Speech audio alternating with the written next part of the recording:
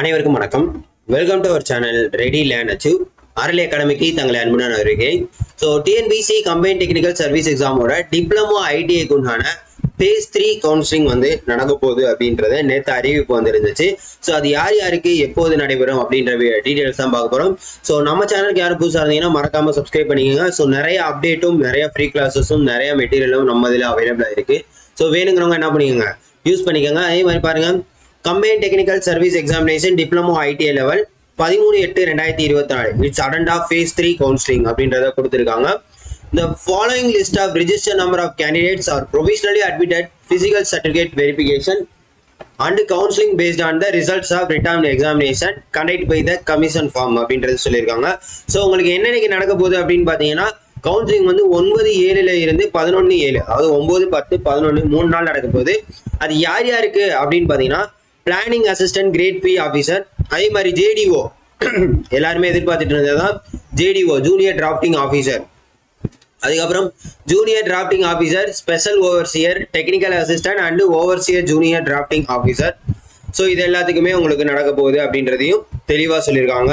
So அது போக பார்த்தீங்கன்னா உங்களுக்கு என்னது எப்படி நடைபெறும் அப்படின்றதையும் சொல்லியிருக்காங்க கவுன்சிலிங். ஸோ கவுன்சிலிங்கை பொறுத்த வரைக்கும் பேசிக்காக வந்து அவங்க என்ன சொல்லுவாங்க அப்படின்னு பார்த்தீங்கன்னா, உங்களுக்கு கமிஷன் வெப்சைட் மூலமாகவும் எஸ்எம்எஸ் மூலமாகவும் இமெயில் மூலமாகவும் தான் எல்லா விஷயத்தையும் நாங்கள் ஷேர் பண்ணுவோம். உங்களுக்கு போஸ்ட் எதுவும் வராது அப்படின்றத சொல்லியிருப்பாங்க. அதே மாதிரி பிசிக்கல் சர்டிஃபிகேட் வெரிஃபிகேஷன்ல நீங்க ஃபெயில் ஆயிட்டா will not be considered the next stage of selection. அதாவது அதுக்கு அடுத்த ஸ்டேஜுக்கு போறதுக்கு நீங்க செலெக்ஷன் கிடையாது அப்படின்றத சொல்லிட்டாங்க. பிசிக்கல் சர்டிஃபிகேட் வெரிஃபிகேஷன் வந்து பியூர்லி ப்ரொவிஷனல் பேஸ்டு தான். உங்களோட கேட்டகரி சர்டிஃபிகேட்டா இருக்கட்டும், ஏஜ் சர்டிஃபிகேட்டா இருக்கட்டும், ஸோ எந்த மாதிரி எல்லா சர்டிஃபிகேட்டும் பக்காவா நீங்க வச்சிருக்கணும் அப்படின்றத சொல்லியிருக்காங்க. சப்போஸ் நீங்க ஏதாச்சும் ஒன்று தவறுதலாவோ இல்லை கொண்டு போகலை அப்படின்னா கண்டிப்பா வந்து உங்களை என்ன பண்ணிடுவாங்க, கவுன்சிலிங் வில் பி கேன்சல்ட், அப்படி கேன்சல் பண்ணிடுவாங்க, இல்லாட்டி ரிஜெக்ட் பண்ணிடுவாங்க. சரியா?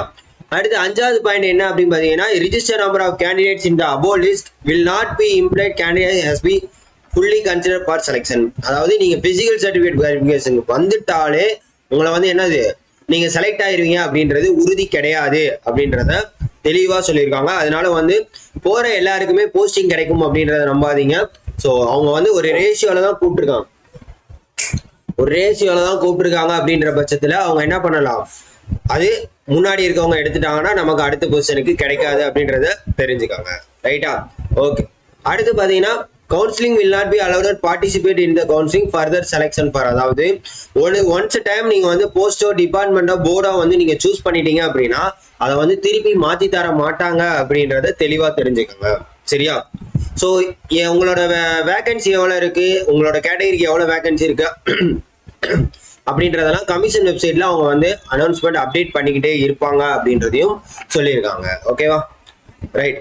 ஸோ ஓவராலாக பார்த்தீங்கன்னா இதுதான் வந்து ரூல்ஸ் அண்ட் ரெகுலேஷன். இது ஒவ்வொரு கவுன்சிலிங் லிஸ்ட்லையுமே நான் சொல்லிட்டு இருக்கேன்.